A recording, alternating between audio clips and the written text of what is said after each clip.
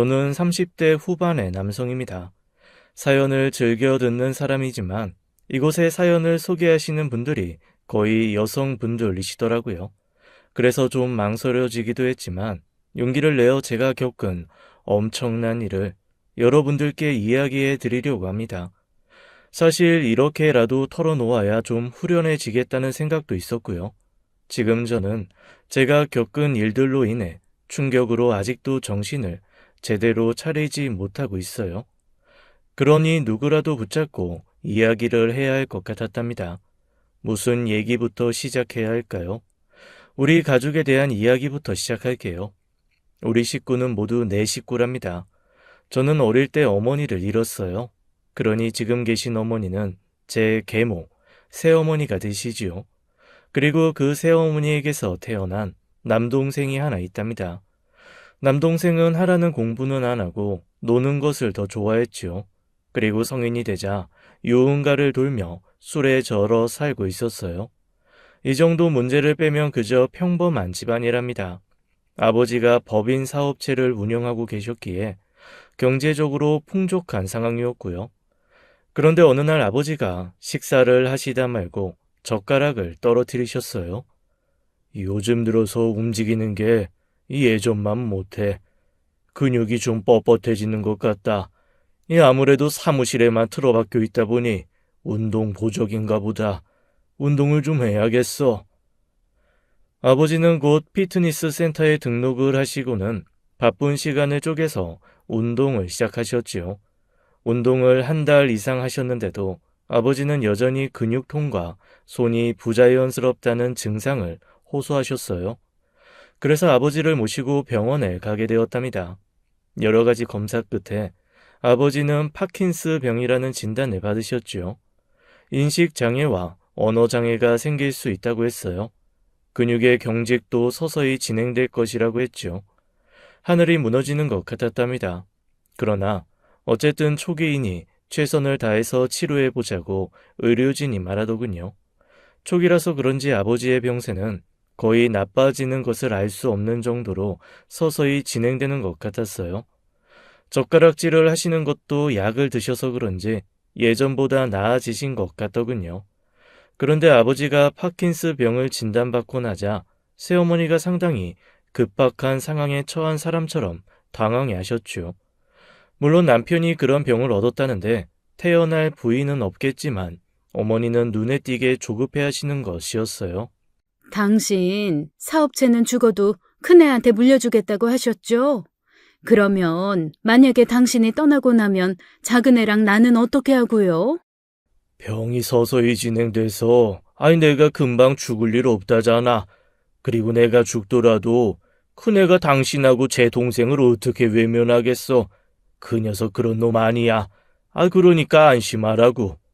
아예 그러지 말고 유언장으로 상속 비율을 정해주세요. 그게 당신한테도 안심되지 않겠어요?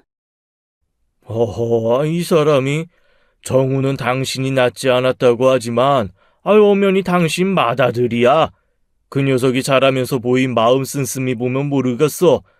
사업체는 어쨌든 그 녀석 것이고 이 돈은 거기서 나오는 거니까 나 죽고 나면 큰애가 다 알아서 챙길 거야. 걱정 말라고. 아버지의 병은 아주 느리게 진행되고 있었고 그래도 새어머니는 조급해 하시는 가운데 우리 식구는 갑자기 일을 당하고 말았죠. 어느 날 아버지가 운영하시던 회사의 사무실에서 돌아가신 채 발견되었던 것이었어요. 다른 사무실의 불이 모두 꺼져 있는데 사장님의 사무실만 불이 켜져 있는 것을 이상하게 생각한 경비원이 들어가 보고 아버지를 발견했던 것이었죠.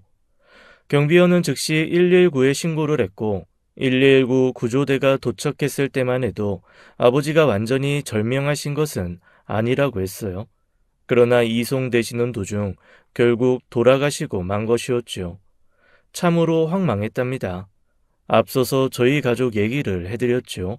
그러니까 아버지가 돌아가시고 나서 저는 세상의 새어머니와 배다른 동생과 함께 남겨진 셈이 되었답니다.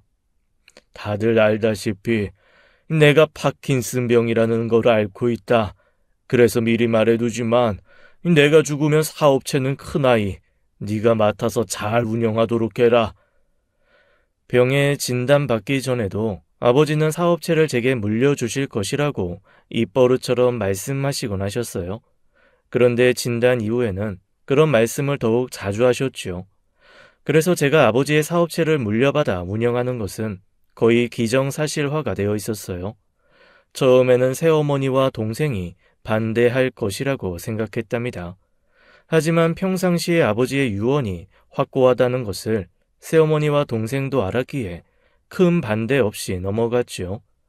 특히 동생의 반대가 없었다는 사실이 저에게는 안도할 만한 일이었으면서도 정말 의외였어요. 제 동생은 그야말로 구제불능인 녀석이었답니다. 돈이 되는 일이라면 나쁜 일이라도 서슴없이 하는 녀석이었어요. 성인이 되어서도 스스로 돈을 벌 생각이 없어 보였죠. 아버지, 저 돈 좀 주세요. 취직시험 공부가 잘 안 돼서 귀를 바꿔보려고요. 로스쿨에 가서 변호사 될 거예요. 로스쿨이요? 동생은 어릴 때부터 공부와는 거리가 멀었어요. 고등학교 때 성적도 엉망이었고 따라서 지방의 이름 없는 대학에 간신히 입학했었죠. 대학에 가서도 학점은 형편없었고요. 공부에 애초에 뜻이 없는 녀석이 갑자기 로스쿨이라뇨.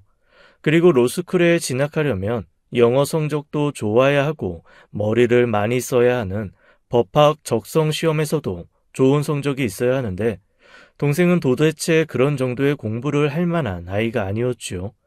변호사 될 때까지 아버지가 학원비 등등 해서 공부할 비용만 좀 지원해 주세요. 변호사 되면 돈 많이 번다잖아요. 제가 돈 많이 벌어서 엄마 아버지 크루즈 여행도 시켜드릴게요. 아버지가 일해서 은퇴하시더라도 제 덕분에 호강하실 거라니까요. 영우야, 로스쿨 들어가는 게 만만한 게 아니야.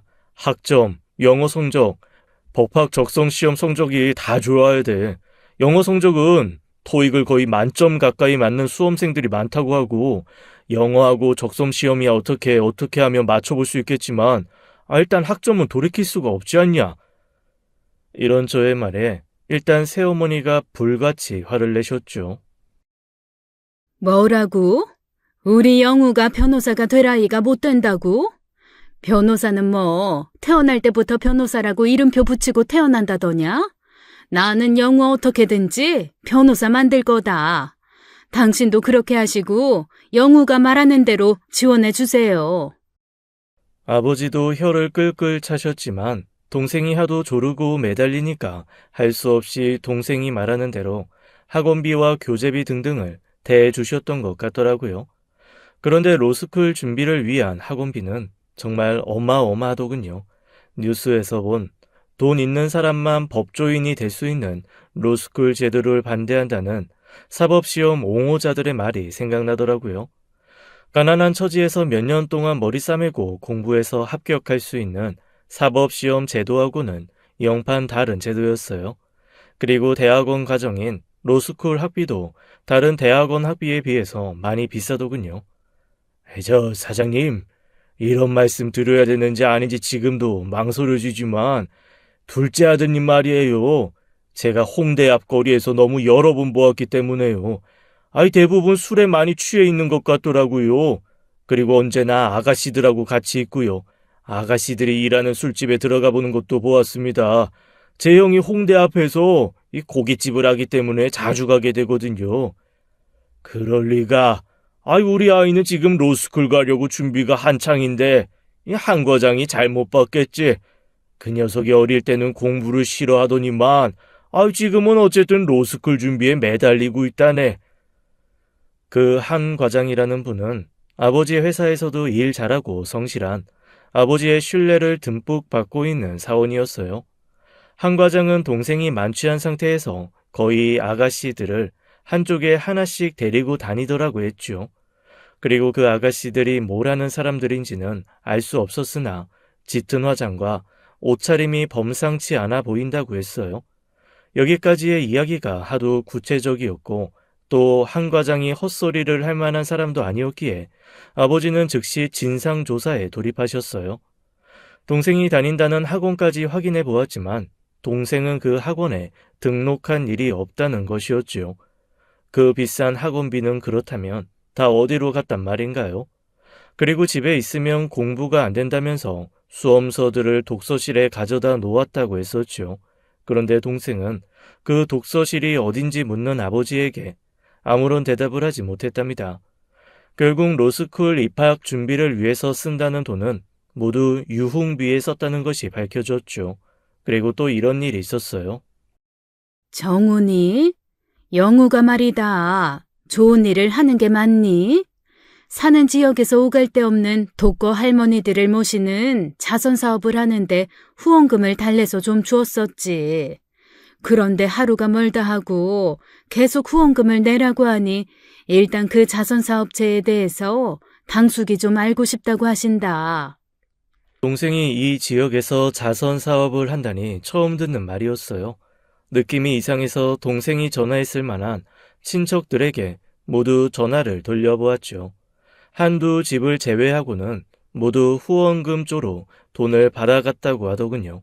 그리고 매일 저녁 만취한 상태로 늦게 귀가하고 말이죠. 그러니까 노스쿨도 자선사업도 모두 돈을 마련하기 위한 거짓말에 불과했던 거예요. 그런 중에 동생에 대한 사실 한 가지가 또 밝혀졌어요. 다름 아니라 동생이 대학 시절의 여자친구를 협박하고 있다는 사실이었죠. 그 여자친구가 유부남을 잠시 사귀었던 건가 봐요. 그것을 빌미로 여자친구를 협박했던 모양이더라고요. 그쪽 집안에 폭로해서 손해배상 청구를 하도록 할 생각이니 그러기 전에 돈으로 자신의 입을 막으라고 했다는 것이었어요. 아버지가 이 아가씨에게 직접 전화를 하셨었죠. 영우는 대학 시절 친구인데 제가 잠시 생각을 잘못해서 유부남이랑 사귀었었어요. 그걸 가지고 저를 협박하는데 정말 견디기 어려웠어요. 이 녀석 한마디로 양아치질을 하고 돌아다닌 것이었어요. 제 방에서 전화하는 내용을 귀를 문에 대고 자세히 들어보니 사채업 비슷한 것까지 하고 있었던 모양이더라고요. 40만 원 꿔주었고 일주일 후에 78만 원 돌려주기로 했잖아. 하루라도 약속 날짜 안 지키는 날이면 더치트에 사기범으로 등록해버릴 거야. 40만 원 원금을 일주일 쓰는데 78만 원을 갚다니요. 이건 도대체 연이율로 치면 몇 %인가요? 채무자가 되는 사람이 도저히 이 살인적인 고리대금을 못 견디고 금융감독원에 신고를 했더군요. 국선 변호인이 채무자를 돕고 있었고 동생은 경찰 조사까지 받은 후에 전과가 없으므로 약식 기소로 끝났지요. 아버지는 이렇게 동생이 태어난 이후 단 하루도 마음 편할 날이 없이 지내시다가 돌아가신 것이었답니다. 아버지가 돌아가셨으니 이제 동생 녀석이 치는 사고까지도 제가 돌아다니며 수습해야 될 판이었죠. 그러나 어쨌든 저에게 남겨진 숙제는 아버지가 운영하시던 회사를 물려받아 운영해야 하는 것이었어요. 슬픔을 달랠 겨를도 없이 저는 우선 아버지가 쓰시던 사무실에 들어 앉아서 회사의 상태를 이것저것 점검해 보았죠. 그런데 이게 웬일일까요? 탄탄한 줄로만 알았던 아버지의 회사는 부채만 가득 안고 있었답니다. 거기다가 가장 이해가 안 가는 일은 아버지가 돌아가시기 직전에 물품 대금으로 20억을 지출하셨던 것이었어요. 사장이 물품 대금으로 지출을 한 것이 이상한 일은 아니겠죠. 그러면 회상에 그에 상응하는 물건이 있어야 할 텐데 물건은 하나도 없는 거예요. 그리고 아버지가 지불하셔야 되는 대금을 청구하는 곳이 속출했어요. 그런데 20억을 일시금으로 지출하신 상황에서 청구가 들어오는 대금을 정리할 만한 자금이 넉넉할 리가 없었답니다. 한마디로 아버지의 회사는 망하기 직전의 모습이었죠. 아버지의 회사는 개인 사업체가 아니라 법인으로 등기되어 있었답니다. 그래서 엄밀하게 말하면 아버지는 사장이 아니라 대표였다고 해야겠죠. 그리고 회사의 감사도 따로 지정해 놓고 있었어요. 회사의 감사로 되어 있는 사람은 바로 저의 작은 아버지였답니다. 네 작은 아버지가 나하고 자주 연락이 되었었는데 요즘 아예 연락이 안 되고 있어. 회사에도 연락이 없더냐. 너도 네 작은 아버지 계실 만한 곳에 연락을 좀 취해보아라. 이러니 회계 상황도 지금 쪼달리고 있다는 것 밖에는 자세히 파악하는 것이 불가능했죠. 그래도 어쨌든 아버지가 남기신 회사였기에 저는 회사를 살리기 위해서 할 수 있는 노력을 다했어요.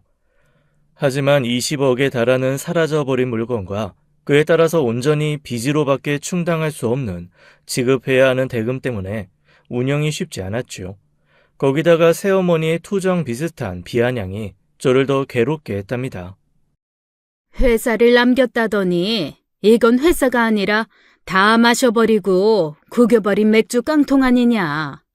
네 아버지라는 사람이 그렇게 뭐 하나 분명하지 못하고 오로지 큰아들만 편애한 사람이었어.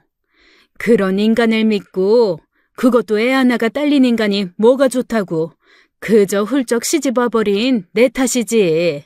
아이고 내 팔자야. 새어머니가 회사 상황을 알게 되자 이렇게 제 앞에서 대놓고 아버지에 대한 험담을 하기 시작하셨죠. 저는 기분이 썩 좋지 않았답니다. 그러나 새어머니도 분명히 어머니잖아요. 거기다 말대꾸를 하기도 좀 못했어요. 영우야, 어서 먹어라. 복날에는 원래 이렇게 닭을 푹 고아서 먹어야 하는 거야. 엄마가 찢어줄 테니까 어서 많이 먹어. 그래야 한여름을 잘 날 수 있는 거란다. 아이고, 정우 너도 있었니? 난 너 나간 줄 알고 한 마리만 삶았는데 이를 어쩌니? 그러나 새어머니의 말은 거짓말이었죠. 분명 아침 나절에 회사에 잠시 나갔다 들어온 저와 마주친 일이 있었고 제가 다녀왔노라고 인사까지 했는걸요. 냉장고를 뒤져보니 김치뿐이더군요. 달걀 한 알이 없었어요. 동생이 닭고기를 낼름낼름 받아먹는 앞에서 저는 김치와 밥만 놓고 점심을 먹었답니다. 그런데 이 상황에서 왜 이리 눈물이 날까요? 그까지 닭 한 마리가 뭐라고 이렇게 서러운지요. 회사 상황이 어땠는지는 네 아버지가 말을 안 하시니 나는 몰랐고 어쨌든 내가 필요한 용돈은 갖다 주시는 분이었다. 너는 회사를 운영하면서 내가 쓸 돈을 안 갖다 주니 나더러 어떻게 하라는 말이냐? 어머니 생활비 드리잖아요. 지금 회사 상황에서 생활비 말고 어머니 용돈을 따로 드리기 어려워요. 조금 지나서 회사 형편 괜찮아지면 용돈 따로 드릴게요. 아이고, 내 친구들은 그래도 내가 회사 사장 부인이라고 부러워들 하는데 이건 아들이 사장 되더니만 나를 아주 무시하는 게 아니고 뭐냐. 네 아버지가 돌아가실 때 나도 팍같이 죽었어야 했는데 아이고. 저는 새어머니를 어떻게든 달래드리려고 애썼지만 새어머니는 결국은 아버지를 따라 죽어버리겠다고 하시면서 적지도 않은 액수의 용돈을 따로 달라고 하시는 거였어요. 정말 어렵게 돈을 만들어서 새어머니가 요구하시는 액수를 맞춰서 한번 건네드렸죠. 어머니, 이게 다 무슨 물건들이에요? 아, 이걸 다 사신 거예요? 지금 회사 형편이 말이 아니에요. 그 형편에 어머니 용돈 드린 건데 그 돈을 다 이렇게 핸드백이랑 액세서리 마련하시느라고 쓰신 거예요? 아니, 나한테 준 용돈인데 너한테 조목조목 허락을 받고 쓰란 말이냐? 나 분명히 네 애미야. 너 도대체 이 애미를 뭘로 보고 이러는 거니? 내가 네 딸이냐 마누라냐? 이렇게 동생이 하는 짓은 마음에 들지 않고 새어머니와의 갈등도 해소될 기미가 보이지 않았답니다. 회사 사정은 여전히 어려웠어요. 새어머니가 아버지를 따라가실 것이 아니라 제가 아버지를 따라가고 싶은 심정이었어요. 그러던 어느 날 당수께서도 찾고 계시다던 작은아버지에게 연락이 왔어요. 저는 전화를 통해서 들리는 작은아버지의 목소리를 듣고 용수철처럼 뛰어 일어났답니다. 작은아버지! 도대체 어딜 가셨어요? 그렇게 연락이 안 되셨던 거예요. 당숙들도 찾고 난리들이세요. 어디 계신지 말씀해 주세요. 회사 상황이 지금 말도 못해요. 오셔서 설명이라도 자세히 해주셔야 돼요. 제가 지금 모시러 나갈게요. 정우야, 내 말 잘 들어두어라. 내가 적어도 7월 31일까지는 회사의 내막에 대해서 모든 것을 알려주마. 만약에 말이다. 내가 너에게 말을 못할 상황이 된다면 네 아버지에게 여쭤보아라. 자세히 설명해 주실 거야. 마음에 잘 새기고 현명하게 처신해야 한다. 저는 이런 작은 아버지의 말씀을 듣고 정말 혼란스러울 수밖에 없었어요. 아버지는 이미 돌아가셨는데 작은 아버지가 말씀하실 상황이 아니라면 아버지께 여쭤보라니요. 작은 아버지는 여기까지 말씀하시고는 전화를 일방적으로 끊으셨어요. 제가 돌아가신 아버지에게 뭘 어떻게 물을 수 있나요? 라고 말할 시간조차 주시지 않았답니다. 그런데 문제는 그 이후에 작은 아버지에게서 다시는 연락이 없다는 것이었죠. 저는 어떻게든 회사를 이끌어 가려고 노력하면서 작은 아버지가 말씀하신 7월 31일이 될 때까지 기다렸어요. 그런데 7월 31일이 되었는데도 작은 아버지에게는 연락이 없었죠. 그리고 거기서 딱 이틀이 지난 8월 2일에 경찰에서 연락이 왔더군요. 고인께서 가지고 계신 전화기에 큰조카라는 이름으로 저장된 번호라서 연락드렸습니다. 돌아가신 분의 집 앞에 고지서가 자꾸 쌓여가는데 기척이 없으니 이웃이 신고를 했더군요. 저희가 출동했을 때는 이미 돌아가신 다음이었어요. 오셔서 신원 확인 좀 부탁드리겠습니다. 저는 한달음에 경찰이 지정하는 병원으로 달려갔고 거기서 정말 작은 아버지가 돌아가신 것을 확인하게 되었죠. 작은 아버지는 결혼도 안 하신 미장가 상태셨어요. 당연히 자손도 없었고요. 가장 가까운 혈족은 바로 저와 동생이지요. 아버지의 장례를 치른 지 얼마 되지도 않았는데 다시 작은 아버지의 장례를 치러야 했답니다. 저와 동생 그리고 새어머니가 다 맡아서 그 일을 했죠. 그렇게 작은 아버지와 함께 말씀해 주시겠다는 회사의 비밀은 허공 중에 사라지고 말았어요. 작은 아버지가 돌아가신 이상 그냥 미궁으로 남게 된 것이었죠. 도대체 회사에 무슨 비밀이 있었던 것일까요? 궁금해서 견딜 수가 없었지만 작은 아버지가 안 계신 이상 어디다가 물어볼 데도 없었죠. 장례를 치르고 며칠간 작은 아버지의 말씀을 곰곰이 생각해 보았어요. 내가 말할 상황이 안 된다면 아버지께 여쭤보라는 그 말씀이 귀에 맴돌았답니다. 며칠을 제대로 먹지도 않고 생각만 해서 그런지 저는 그냥 알 수 없는 어떤 존재에 이끌리듯이 아버지를 모신 납골 땅으로 차를 몰았어요. 가면서도 제 스스로가 우스웠죠. 돌아가신 아버지가 무슨 말씀을 하실 수 있다고 이렇게 찾아가는 것인지 말이에요. 운전을 하면서 스스로도 피식 웃음이 나왔고 이어서 그저 인사나 드리고 오자고 생각했지요. 그런데 그저 인사나 드리자고 왔지만 납골묘 앞에 서니 아버지 생각에 눈물이 절로 흐르더군요. 그간 회사 일로 힘들었던 것을 마치 아버지가 듣고 계시는 것처럼 중얼중얼 말씀드렸어요. 아마 옆에서 다른 사람이 보았더라면 미친 사람이라고 했겠죠. 그런데 아버지를 봉안한 납골묘 앞에서 큰 절을 올리고 눈물을 대충 닦고 보니 아버지의 유골을 모신 유골함 옆에 낯선 물건 하나가 눈에 띄었어요. 유리에 얼굴을 대고 자세히 살펴보니 작은 녹음기 같은 것이었답니다. 직원들에게 유골함을 모신 납골묘를 열어줄 것을 부탁해서 그것을 꺼내왔지요. 새어머니나 동생이 넣어두었나 생각도 들더라고요. 저는 분명 이런 물건을 넣어드린 일이 없으니까요.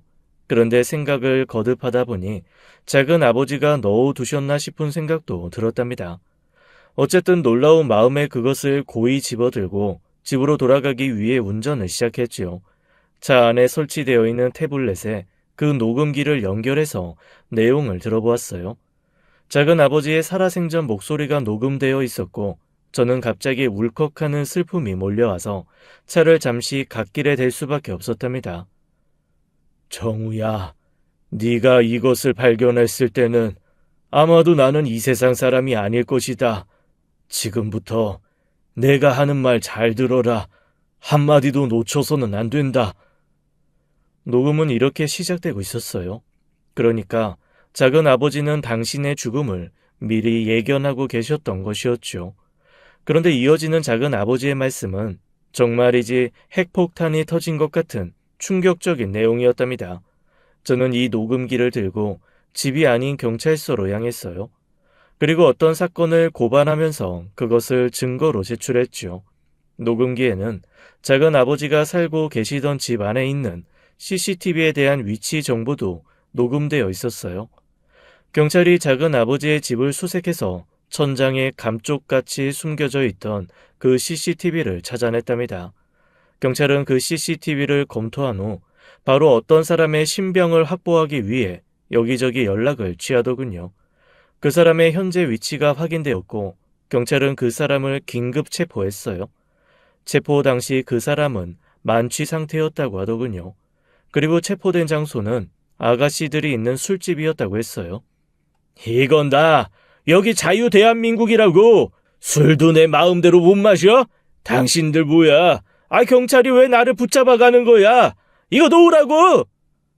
그 사람은 체포되면서 술김에도 최대한의 반항을 하더라는 것이었어요. 그 체포된 사람이 누구냐고요? 바로 제 동생, 배다른 동생이기는 했지만 틀림없는 제 동생이었답니다. 그리고 경찰서에 저의 새어머니까지 연행되어 와 계셨죠. 새어머니는 저와 눈길이 마주치자 얼굴을 다른 쪽으로 돌리시더군요. 우선 녹음을 토대로 조사한 결과 이분들을 횡령 혐의로 검거했습니다. 대표님, 대금은 분명히 지급되었는데 자재 창고에 아무것도 없다고 하셨죠? 대표님의 아버님, 즉 전 대표님이 돌아가신 직후에 이 두 사람이 그 물건을 빼돌렸다는 내용이 녹음내에 있습니다. 대표님도 들으셨죠? 그리고 저희가 그 물건들의 존재를 확인했어요.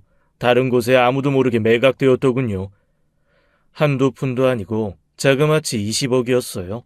20억에 달하는 물건을 새어머니와 동생이 빼돌려서 조금 싼 값으로 매각해버린 것이었죠. 그리고 그것으로 현금을 만들어 비자금으로 간직해 두었던 것이었어요. 어떻게 아버지가 갑자기 돌아가시고 그 슬픈 와중에 그런 생각을, 그런 짓을 할 수 있었을까요? 저는 분명히 돈은 지급되었는데 물건이 없다는 그 말도 안 되는 현실에 대해 알게 되어서 후련하다는 느낌보다는 가슴 한구석이 너무나도 아려왔답니다. 어머니, 정말 녹음되어 있던 말이, 그리고 경찰이 설명하는 말이 다 맞는 말인가요? 저는 정말 믿을 수가 없어요, 어머니. 도대체 뭐가 부족하셔서 그런 일을 저지르신 거예요? 네? 아무리 한 집의 식구로 살았다지만 너는 나한테는 분명한 남이야. 피 한 방울 섞이지 않았지. 남편이 갑자기 죽었으니 나도 살 길을 찾아야 하지 않았겠니? 피 한 방울 섞이지 않은 네가 나를 남편이 하듯이 대우해 줄 거라는 것은 기대할 수도 없었다. 어쨌든 난 살기 위해서 최선의 노력을 한 것뿐이야. 비록 저를 낳으시지 않으셨다고 해도 제 어머니라고 아니라고 생각해 본 적 한 번도 없었어요. 그 물건만 그렇게 팔아버리지 않으셨어도 회사는 정상적으로 돌아갔을 것이고 아버지 살아생전처럼 어머니께 용돈도 풍족하게 드릴 수 있었을 거예요. 왜 제가 어머니 대접을 안 할 것이라고 생각하신 거예요? 저는 어느새 새어머니 앞에서 눈물을 흘리고 있었답니다. 그리고 이제 술에서 깬 동생도 새어머니와 비슷한 말을 하고 있었죠. 평상시 입버릇처럼 저에게 사업체를 넘기겠다고 하신 말에 위기의식을 많이 느꼈던 것이었어요. 그래서 자신들의 몫을 일부라도 먼저 확보하기 위해서 벌인 일이었다는 자백이었죠. 그런 사연으로 저는 그야말로 껍질만 남은 회사를 물려받아 어떻게든지 살리기 위해 아등바등했던 것이었답니다. 그렇다면 작은 아버지가 이 모든 일을 알고 계셨다는 얘기가 되네요.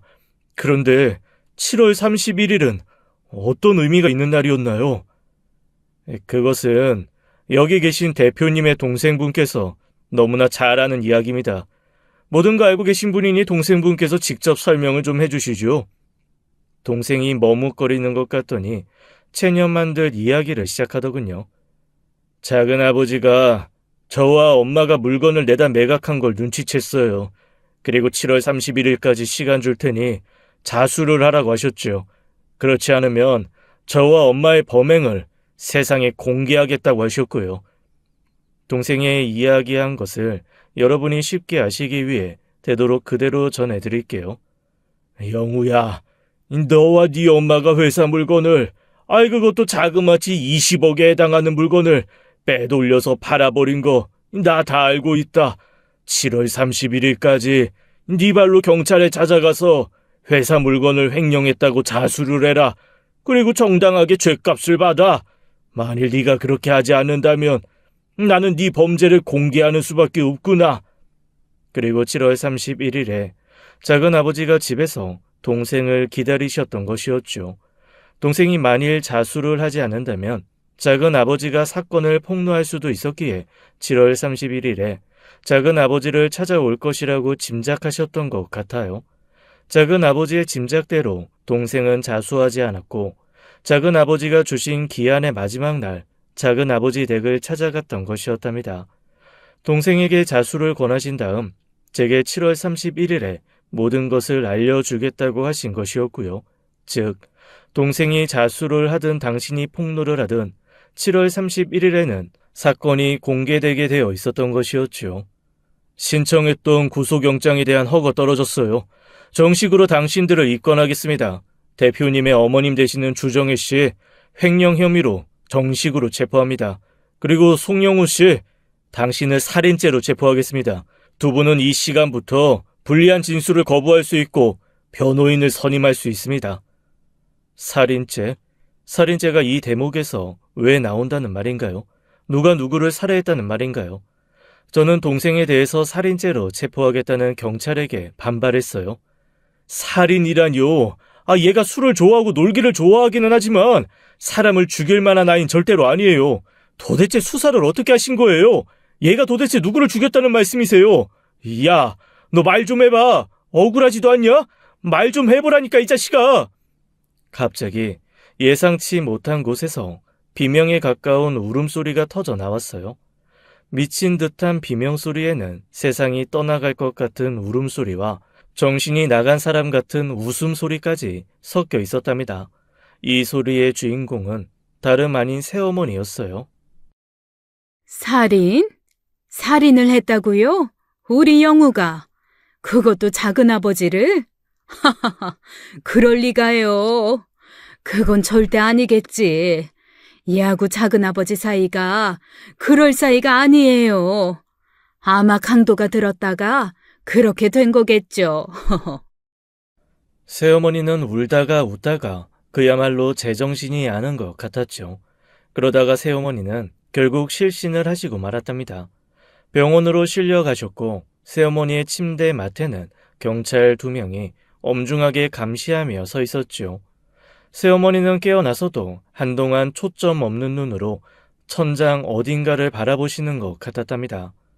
아버지는 생전에 동생에 더하여 작은 아버지에 대하여도 걱정이 많으셨죠.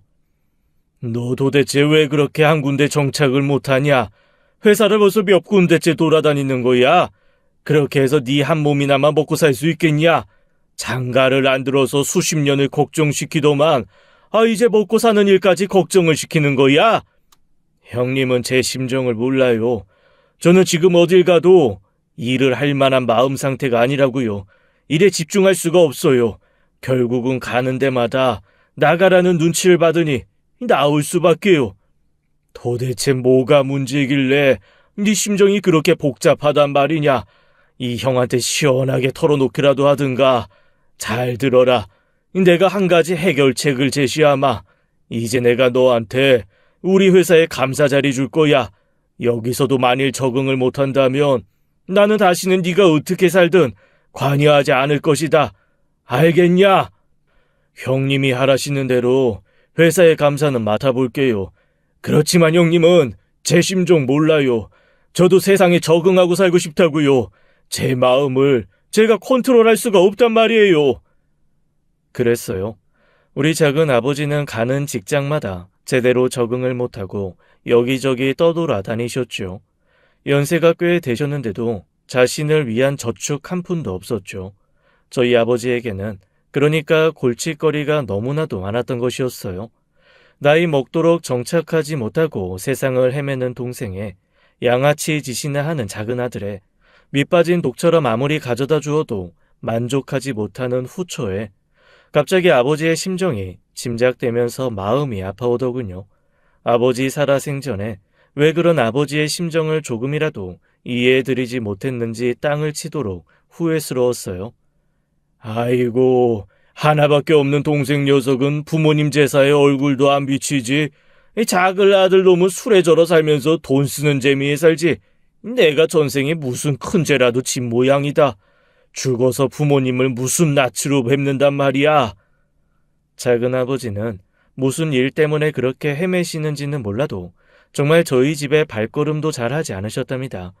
아버지 말씀처럼 심지어 할아버지 할머니 제삿날에도 집에 오지 않으셨어요. 아버지는 오지 않는 작은 아버지를 끝까지 기다리시다가 거의 자정이 다 돼서야 제사를 올리고 나셨지요. 작은 아버지에 대해서도 동생에 대해서도 일평생을 근심을 품고 사신 아버지셨어요. 그런데 그런 아버지의 장례가 끝나기도 전에 회사의 물건을 빼돌렸다니 정말 황당하기 이를 데 없더군요. 이제야 20억이나 물건값을 지불했는데 회사 창고가 텅 비어 있었던 비밀이 밝혀진 것이었어요. 녹음 파일 속에는 작은 아버지가 동생과 새어머니에게 자수할 것을 간절히 권했다는 내용도 들어있었답니다. 경찰에 재촉으로 그 상황도 동생이 설명했죠. 장례가 끝나기도 전에 어떻게 그런 일을 저질러? 네 아버지한테 요만큼의 죄책감도 없냐? 얼른 정우한테 털어놓고 그 돈 다 회사로 도로 입금시켜. 이 일만은 내가 관가하지 않을 것이다. 그렇게 못해요, 작은 아버지. 돌아가신 아버지가 살아생전에 얼마나 형만 편애하셨는데요. 솔직히 지금 엄마나 나나 거리에 나앉은 느낌이라고요. 형이 우리를 외면하면 우리는 그야말로 거지꼴이 돼요. 정우가 성격이 꼭 제 아버지를 닮았다. 너희 모자에게 절대로 함부로 대할 녀석이 아니야. 그건 내가 보장할 수 있다. 그러니 횡령한 것만은 제자리에 돌려놓아라. 그리고 경찰에 자수부터 하고, 자수하면 형이 많이 깎인단다. 이 정우가 지금 회사를 살려보려고 가진 노력을 다하고 있어. 아무리 제 아버지를 닮아서 성격이 너그럽다고는 하지만 나하고는 솔직히 남남이에요. 지금 우리 몫을 조금이라도 챙겨놓을 수밖에 없어요. 다른 사람은 몰라도 우리 영우 입장은 이해해 주셔야죠. 영우야, 7월 31일이다. 그때까지 꼭 자수하거라. 제발 부탁이다. 정우는 틀림없이 용서할 거야. 내 말을 믿고 용기를 내보아라. 그렇게 7월 31일에 작은 아버지는 동생이 자수하기를 간절히 바라시면서 댁에서 기다리고 계셨던 것이었죠. 그런데 그 이후에 벌어진 일은 입에 담기조차 어려운 일이었답니다.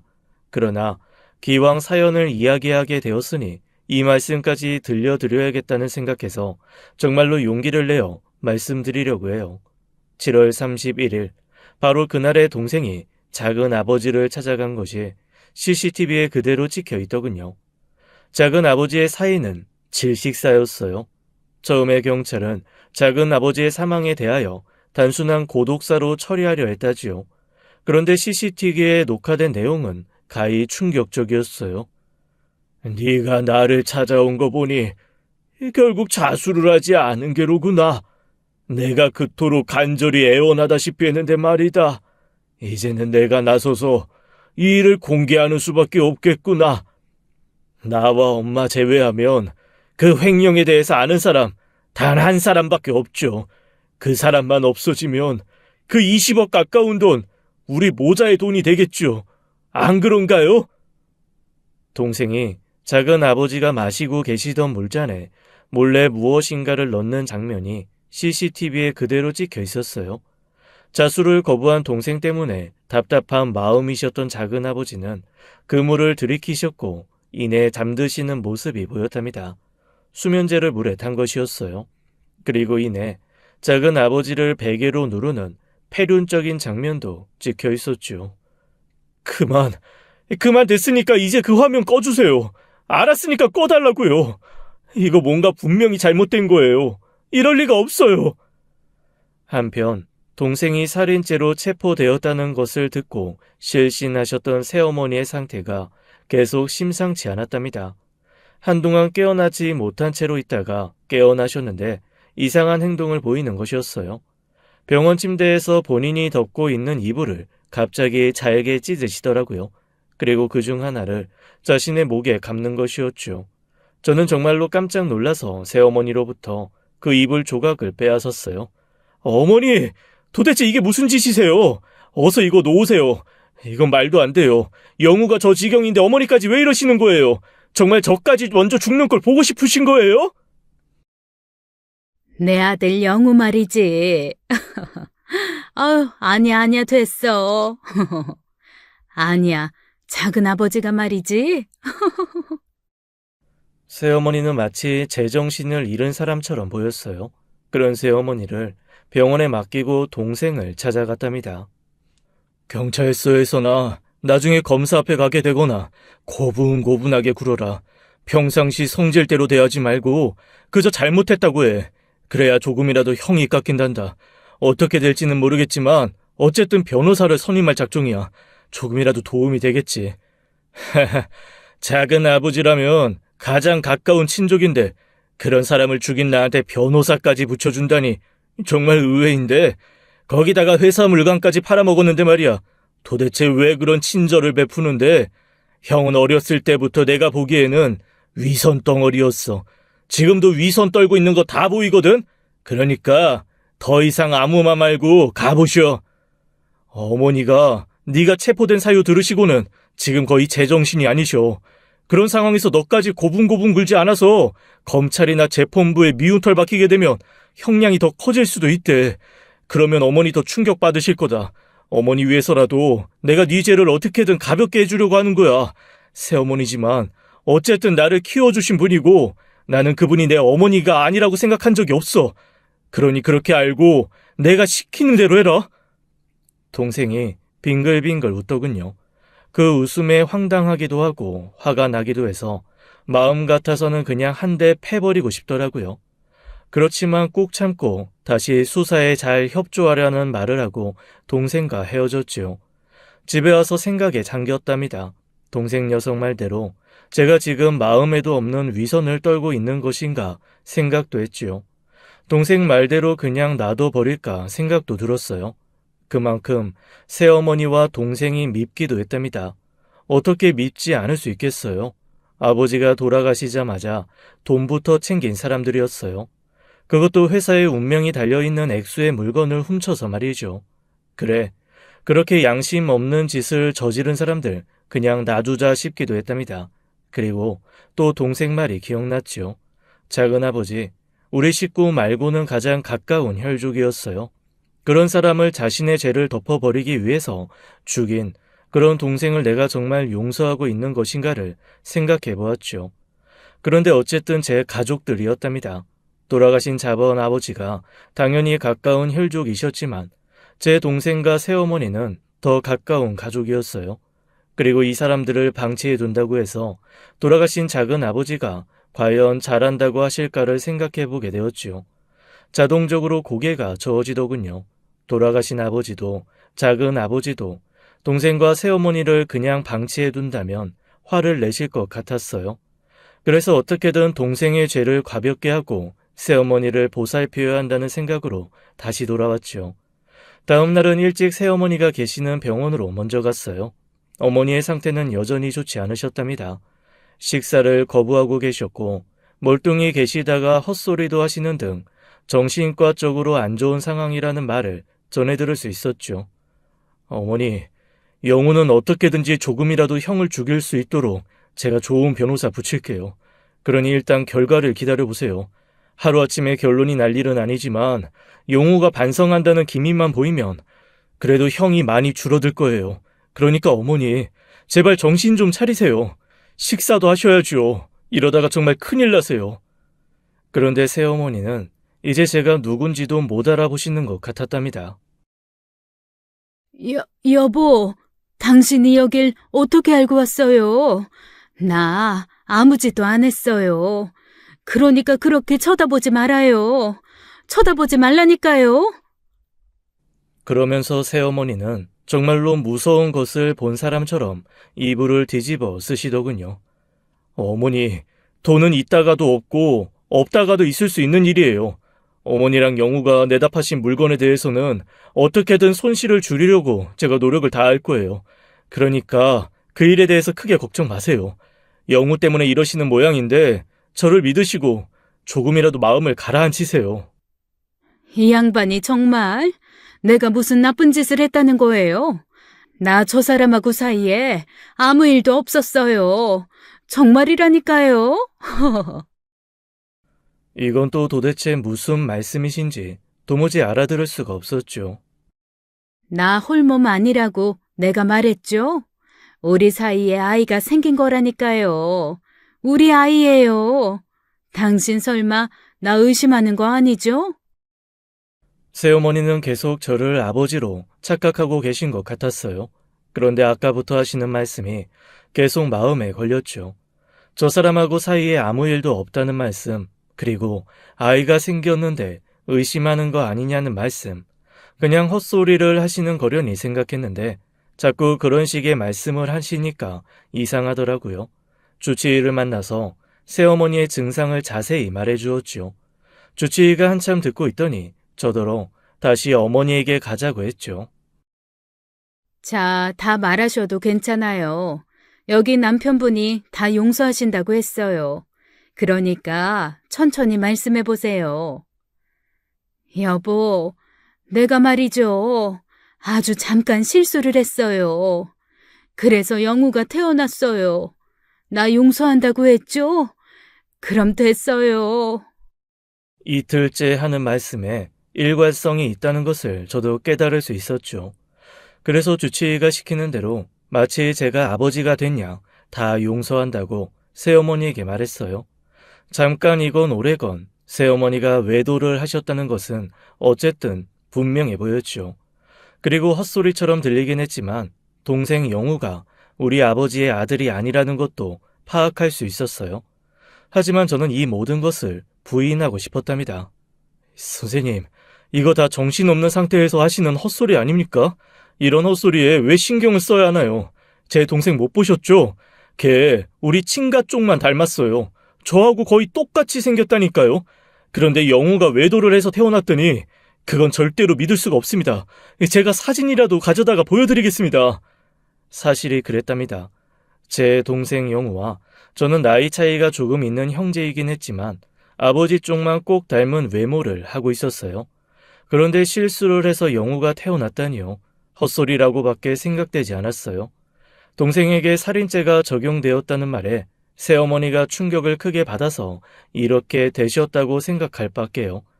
아우에게 다시 찾아가서 어머니의 상태가 중하시니 네가 처신을 잘해야 한다고 말을 전했죠. 이런 것이 바로 원죄라고 하지. 형이 원죄가 뭔 줄 알아? 나는 원죄로 인해 태어난 사람이지. 우리 엄마가 그렇게 말했다고? 우리 엄마 그럼 정상인 거야. 기억이 그렇게 정확한데 아프긴 어디가 아파. 아픈 사람 아니라니까. 새어머니와 동생이 이렇게 제가 알아들을 수 없는 말만 하고 있던 중에 경찰에서 한 통의 전화를 받게 되었어요. 꼭 보셔야 할 일이 있으니 나와 보라고 하더군요. 경찰서로 찾아갔고 우리는 내부를 들여다볼 수 있지만 내부에서는 우리를 볼 수 없는 그런 방에서 조사를 받고 있는 동생을 볼 수 있었어요. 그러니까 사실을 다 알면서 그랬다는 겁니까? 정확히 말씀하세요. 모르고 그런 거예요? 아니면 사실을 다 알고도 그분 죽인 건가요? 내가 말했지 않습니까? 왜 자꾸 물으시는 겁니까? 다 알고 한 일이라니까요. 영문을 몰라서 제 옆에 있는 경찰을 바라보니 경찰이 계속 들어보라고 하더군요. 그러니까 작은 아버지가 생부라는 거 다 알면서 그분을 죽음으로 몰아갔다는 그런 말이죠. 다시 한번 확인해 주세요. 이보세요, 경찰관님. 혹시 그거 아세요? 자신의 존재를 세상에서 없애버리고 싶은데 그 존재를 없애버리는 방법이 갑자기 떠오를 때 그럴 때 없으셨어요? 너무 평탄하게만 살아오셔서 그런 건 모르시나요? 저는 사춘기 이후로 제 존재를 지워버리고 싶었던 사람이에요. 그런데 제 존재의 근거가 되는 사람이 제 비밀을 폭로하겠다고 하는 겁니다. 그러면 경찰관님 같으면 어떻게 하겠어요? 제 존재를 지워버릴 절호의 기회 아닐까요? 여기까지 듣고 저는 갑자기 다리가 휘청하면서 쓰러질 것 같은 느낌을 받았답니다. 경찰이 제 팔을 붙잡아 주더군요. 그래도 제가 휘청거리니까 경찰이 구석에 있던 의자를 권했어요. 작은 아버지면서 생부. 도대체 이 상황을 어떻게 이해해야 좋을지요? 어머니, 정말로 영우의 생부가 작은 아버지인가요? 저는 정말 믿을 수가 없습니다. 어떻게 이런 일이 가능한가요? 새어머니는 여전히 정신을 차리지 못하고 있었어요. 그리고 저는 이제 새어머니가 이렇게 실성 단계까지 온 이유를 분명히 알게 되었죠. 그렇게 시간이 흘렀답니다. 동생이 기소되고 재판 과정이 시작되었어요. 경찰이 동생을 존속살인죄로 검찰에 수사 보고를 했던 모양이더라고요. 검찰도 존속살인죄에 해당한다는 입장을 고수했죠. 대법원이 아버지와 같이 살고 있지 않은 엄마, 즉 낳아주기만 한 엄마를 죽인 사람에 대해서 존속살인죄가 성립된다고 확인했다지요. 검찰이 그것을 근거로 생부에 대하여도 그 확정 판결이 적용되어야 한다고 주장하더군요. 그런데 낳아준 아버지이기는 하지만 어머니와 같이 살고 있지 않은 생부에 대한 판결은 없다는 것이었어요. 우리 쪽 변호사는 이 점을 가지고 검찰에 반박했지요.